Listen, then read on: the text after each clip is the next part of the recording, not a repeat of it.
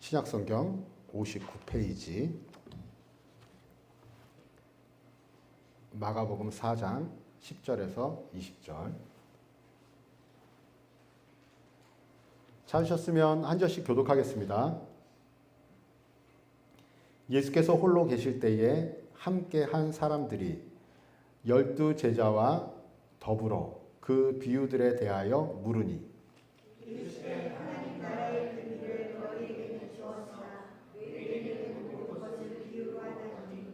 이는 그들이 보기는 보아도 알지 못하며 듣기는 들어도 깨닫지 못하게 하여 돌이켜 제사함을 얻지 못하게 하려 함이라 하시고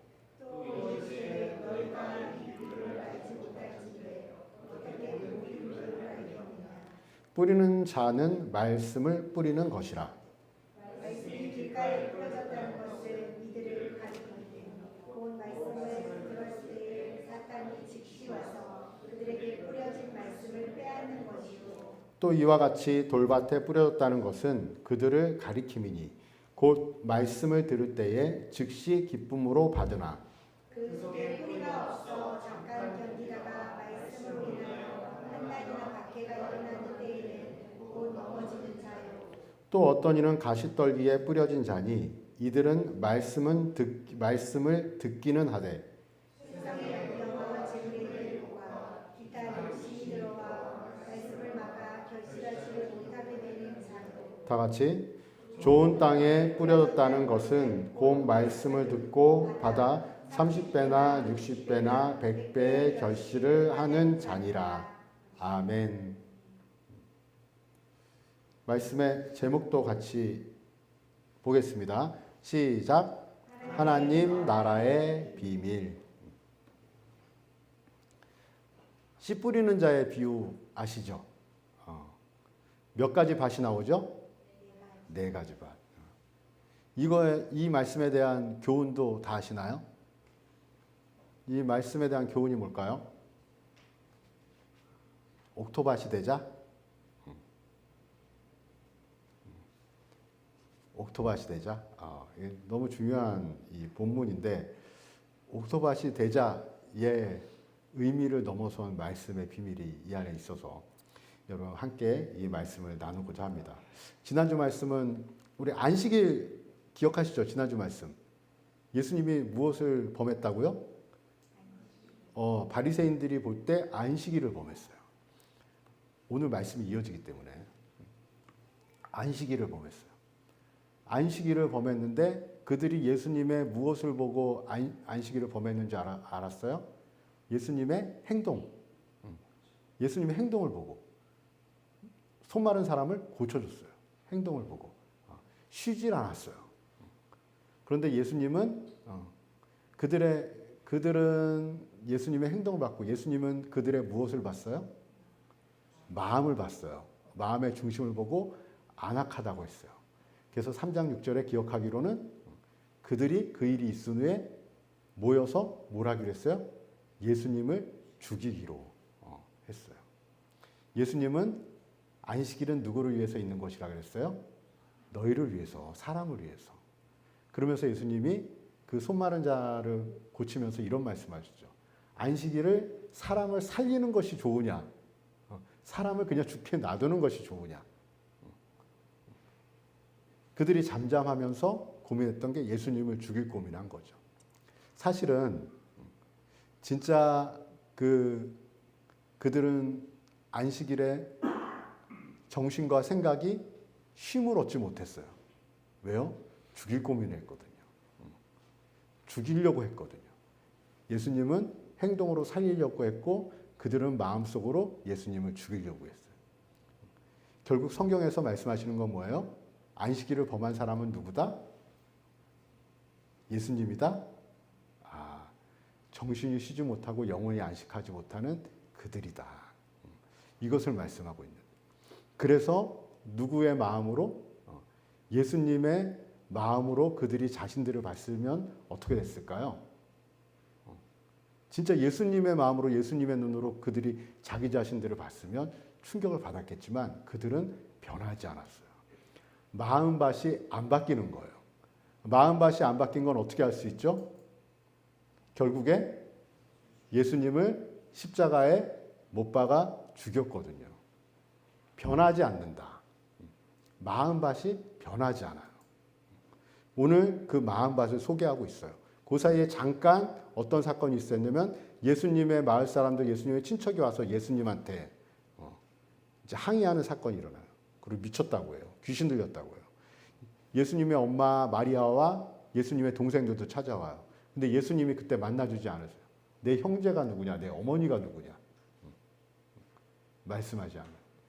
예수님을 오해하고 곡해하고 예수님의 가까운 사람들도 예수님을 마음을 흔들어 놓기에 바빴어요. 그때 예수님께서 말씀하시는 거예요. 어떤 말씀? 오늘 이 말씀, 네 가지 비유.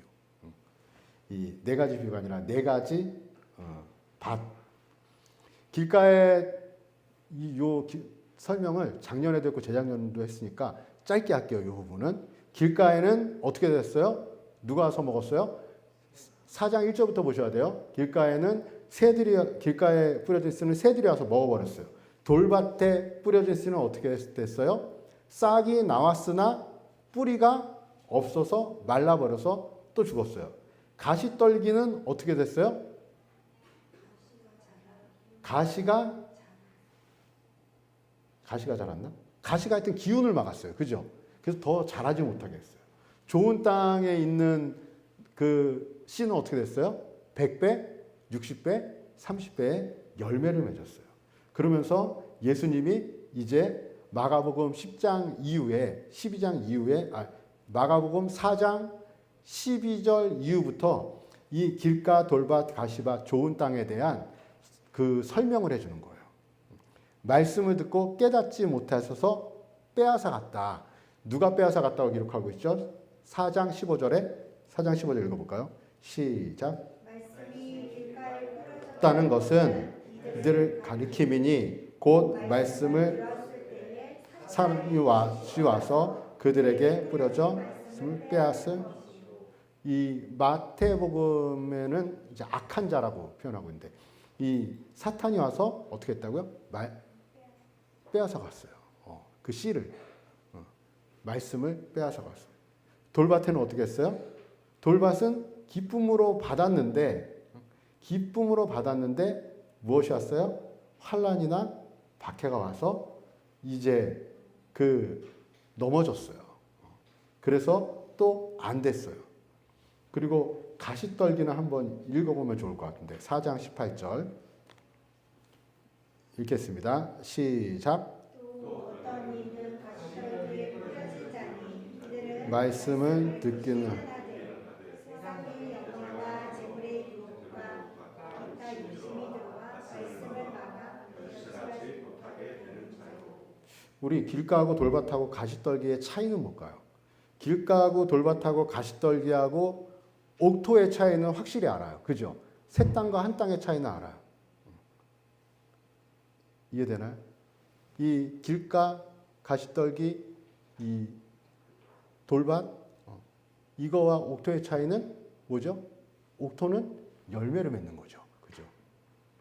그러면 길가하고 돌밭하고 가시떨기 요 세 땅을 봤을 때 요걸 굳이 나눌게요. 이 세 땅을 봤을 때 길가하고 돌밭하고 요 두 땅하고 가시떨기는 뭘까요? 무슨 차이가 있을까요?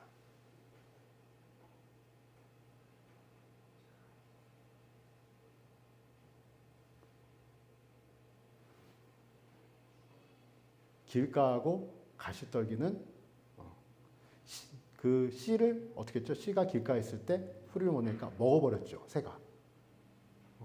그러면 이 돌밭은 뭘까요?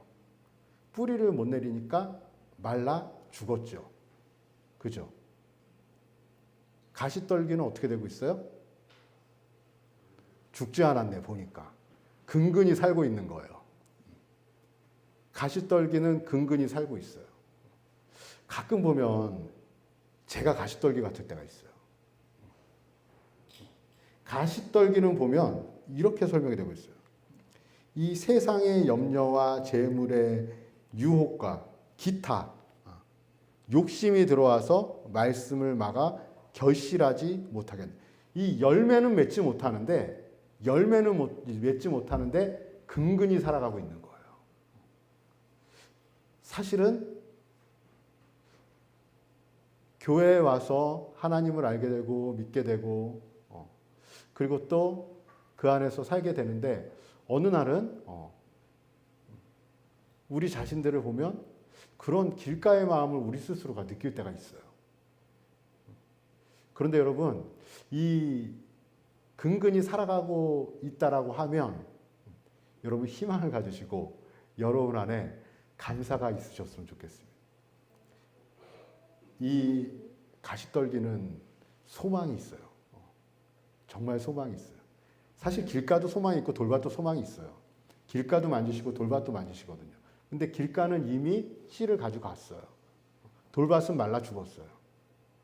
그런데 떠나 있었든지 아니면 떠난 분들도 사실은 다시 회복될 수 있지만 이미 이 자리에 있으면서 혹시 마음에 내 마음이 가시밭이다.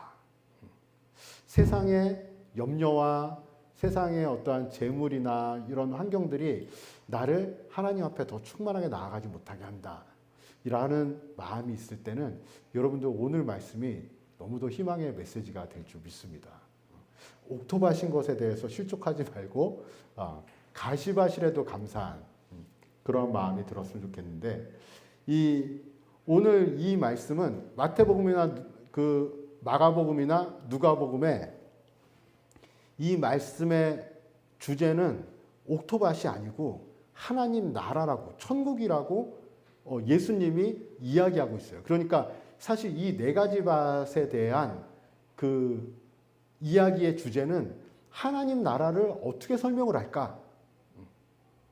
하나님 나라를, 천국을, 하나님 나라를, 또 우리들이 하나님 나라를 소망하는 것을, 이것을 어떻게 설명을 해줄까? 예수님이 4장 30절 혹시 나오나요? 4장 30절 찾으셨으면 읽겠습니다. 시작. 또 이르시되 우리가 하나님의 나라를 어떻게 비유하며 또 무슨 비유로 나타낼까? 네. 4장 우리 10절, 11절에도 나와 있는 말씀인데요. 하나님 나라를 어떻게 설명을 할까? 근데 좀 이것이 한동안 저한테 해석이 안 됐던 문제인데 무엇이냐면 이 하나님 나라에 대한 설명인데 보통의 비유는 예수님이 비유로 말씀하시는 거는 이유가 뭘까요? 비유로 말씀하시는 거는 이해를 못하니까. 우리가 가끔 비유로 설명을 하잖아요. 이 세상의 상황을 들어 상황을 설명하면서 비유로 예수님이 설명을 하시죠. 그런데 오늘 말씀을 보면 11절에 이렇게 돼 있어요. 10절부터 읽겠습니다. 4장 10절 읽겠습니다. 시작. 예수께서 홀로 계실 때에 함께한 사람들이 12제자와 더불어 그 비유에 대해서 물으셨는데 예수님의 말씀이 11절에 어떻게 말씀을 하시냐면 이렇게 말씀하세요. 11절 시작. 이르시되 하나님 나라의 비밀을 너희에게는 주었으나 외인에게는 모든 것을 비유로 하나니. 그 이유가 12절 시작. 이는 그들로 보기는 보아도 알지 못하여 듣기는 들어도 깨닫지 못하게 하여 돌이켜 죄사함을 얻지 못하게 하려 함이라 하시고. 여러분 좀 충격적이지 않나요? 정말 생각을 해볼 말씀 아닐까요? 그리고 이 말씀의 내용이 해결이 돼야 되지 않을까요? 그러면 누구는 어떻게 말씀을 잘 듣고 말씀을 살게 하고, 누구는 비유로 얘기해서 이 비유가 이 천국에 대한, 하나님 나라에 대한, 그리고 또 하나님과의 관계에 대한 모든 이 비유가 잘 이해 있게 설명을 해주기 위해서 하신 비유가 아니고, 여기에 말씀대로라면 12절의 말씀대로라면 이 비유는 뭐예요? 그들이 들었어. 그들이 봤어요. 근데 그들이 이 비유로 얘기하는 것은 깨닫지 못하게 해서 돌이켜 죄사함을 얻지 못하게 하려 함이라. 죄사함을 얻지 못하게. 그럼 우리는 이제 생각을 해야 돼요. 이 말씀은 뭘까? 그래서 이 비유를, 네 가지 비유를 깨닫지 못하게 하고 죄에 거한 사람은 그냥 죄에 거하게 놔두게 하려고 이것을 가리려고 비유로 말씀하셨나, 천국에 대해서. 그래서 우리가 이해를 못하고 있는 건가? 이 시대의 사람들이 이해를 못하고 있는 건가? 이것을 우리가 한번 생각을 해봐야 돼요. 사실 찾아왔어요. 다른 목사님 설교들도 찾아보고 사실 조금 고민했어요. 왜 그러냐면 이 부분을 안 건드리니까 고민을 했어요. 근데 다행히 이 부분을 체크하시는 분들이 있더라고요. 그래서 내가 이해하는 것과 비교해보고 생각해보고 했는데 좀 달라요. 답이 안 나요.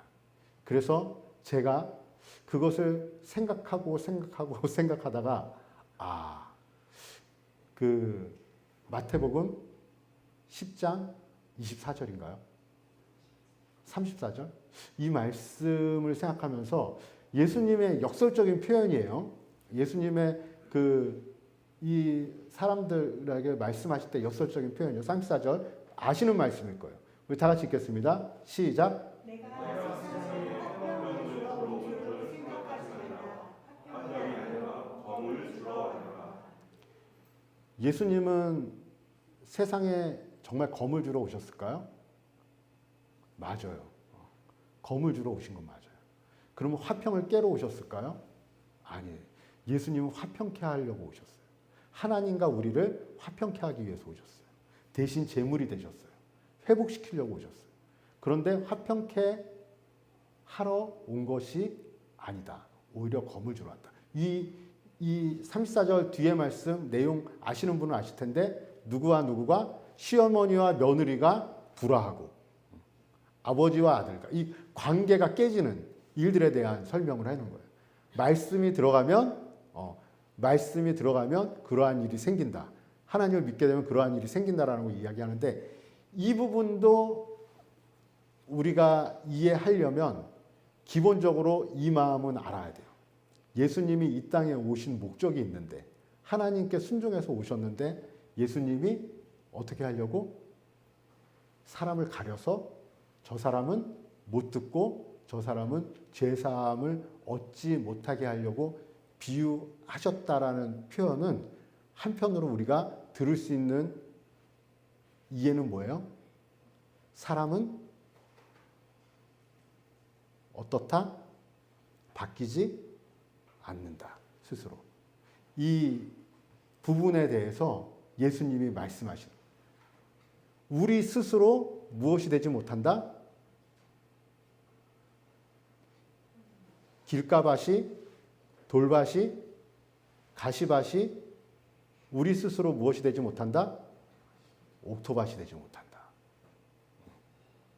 우리 스스로 안 된다. 사실 여러분 어렸을 때부터 교회 다니신 하나님 믿으신 분들은 이 말씀 듣잖아요. 그리고 선생님한테 들었잖아요. 여러분은 이제 길가밭이 아니라 가시밭이 아니라 무슨 밭이 돼야 돼요? 옥토밭이요. 그러잖아요. 그럼 여러분 기억하셔요? 옥토밭이 돼야 돼요. 네, 아멘 해야지. 아멘. 그랬던 기억이 있으신 분들이 있을 거예요. 10년이 지나고 20년이 지나고 30년이 지났는데 내 밭이 바뀌지가 않네. 나름 노력도 하고 변화도 되었는데 정말 나도 그 대상에 포함되나? 어떤 대상이요? 하나님이 예수님께서 죄사함을 얻지 못하게 하려고 그 비유를 이해하지 못하고 따르지 못하게 하려고 그 옥토밭으로 바뀌는 것을 허락하지 않으셔서 그 길을 가지 못하게 하려고 나를 막으시고 계신가? 이렇게까지도 오해할 수 있는 본문이에요, 사실은. 내가 옥토밭이 아니라면 그런 생각을 할 수가 있어요. 이 말씀은 무엇을 말씀하시냐면 이 안식일로 넘어가야 돼요. 그 전으로 넘어가서 이 누구를 보고 바리새인들, 서기관들. 안식일에 예수님을 죽이려고 계획하는 그분들의 마음 상황으로 넘어가는 거예요. 그러면 조금 이제 여러분들은 이해가 될 거예요. 아, 예수님은 그러면 이 사람들이 결국 십자가에 못 박혀 죽였잖아요. 끝까지 마음이 안 바뀌어서. 그 마음밭이 바뀌지가 않는 거예요. 마음밭이 바뀌지가 않으니까 어떻게 해요? 예수님을 십자가에 못 박혀 죽는 데까지 이르는. 그들은 계속 가서 꼬투리 잡으려고 예수님의 가르침도 듣고 예수님의 기적도 보고 계속 그래요. 하지만 그들은 그것을 보면서 계속 무엇을 생각해요? 꼬투리를 잡을 생각을 해요. 어떻게 하면 잡아 죽일까를 생각. 목적이. 마음밭이 바뀌지 않는 거죠. 그것을 예수님은 어떻게 표현하세요? 그들이 깨닫지도 알지도 그렇게 바뀌지도 못하게 하려고 내가 비유로 얘기한다라고 예수님이 역설적으로 이렇게 말씀하시지만 이것은 결국에는 사람은 스스로 옥토밭이 되지 못한다. 씨가 열매를 맺게 되고 씨가 달아서 싹이 나고 열매를 맺게 되고 그 열매가 하는 그 모든 것은 말씀의 씨의 능력이에요. 씨의 능력이지만 우리가 한 가지 알아야 되는 것은 그 씨는 어디에 있어야 돼요? 옥토밭에 있어야 돼요. 그러면 이 씨, 말씀이신 예수님, 이 말씀하고 이 옥토밭이 된 나하고 함께 합작해서 협업해서 열매를 만들어내는 건가요? 우리는 신앙생활할 때 그렇게 이해하고 착각할 때가 있는데 이것마저도 우리는 부인돼야 되는 것을 예수님은 말씀하고 계시는 거예요. 즉 무엇이냐면 너희 마음밭마저도 내가 바꾼다. 그러니까 이제는 너희는 어떻게 해야 된다? 마음밭마저도 누구한테 맡겨야 돼요? 예수님께 맡기고 나아가야 돼요. 예수님을 의지하면서 나아가야 돼요. 예수님을 바라보면서 나아가야 돼요. 이것이 무엇이다? 천국의 비밀이다. 천국의 비밀은 무엇이다? 우리의 마음밭마저도 바꾸어서 하나님께로 인도하시려는 예수님의 마음이다. 마음밭조차 우리가 바꿀 수 없다. 마음밭조차 바꿀 수 있는 것도 주님의 선물이다. 이 마음밭은 주님을 바라볼 때 주님이 그 마음밭을 바꿔주시고 변화시켜 주신다. 근데 문제는 뭐예요? 조금 지나면 그 옥토밭이 다시 무슨 밭이 돼요? 내가 어느 날 옥토밭의 마음이 막 올 때가 있어요. 옥토밭이야. 아무리 봐도 옥토밭이야. 막 은혜가 마음에 막 평안이 오고 기쁨이 오고 내가 봐도 옥토밭이야. 그런데 조금만 이 옥토밭을 놔두니까 어떻게 돼요? 다시 가시밭, 길가. 이 예수님께서 이 땅에 오신 이유예요. 예수님께서 이 땅에 오신 이유, 예수님께서 십자가에 못 박히신 이유. 그 예수님이 오셔서 예수님을 바라볼 때 우리의 밭이 계속 무엇이 되는 거예요? 갈아지고 경작이 되는 거예요. 회복이 되는 거예요. 그런데 이 바리새인들이 이때 사람들이 예수님을 바라보는 것이 아니라 예수님을 받아들이지 않는 거예요. 그리고 그들은 어떠한 마음으로 내 밭이, 내 마음이 맞다. 내 생각이 맞다. 내 주장이 맞다. 저 사람은 잡아 죽여야 된다. 이렇게 생각하고 살아가는 거예요. 우리 안에 이 바리새인의 마음이 없을까요?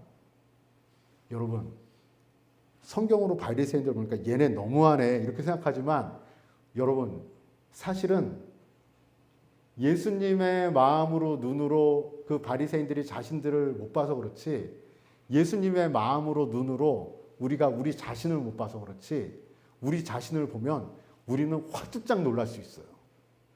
충격받을 수 있어요. 야, 내 마음이 이 정도였어?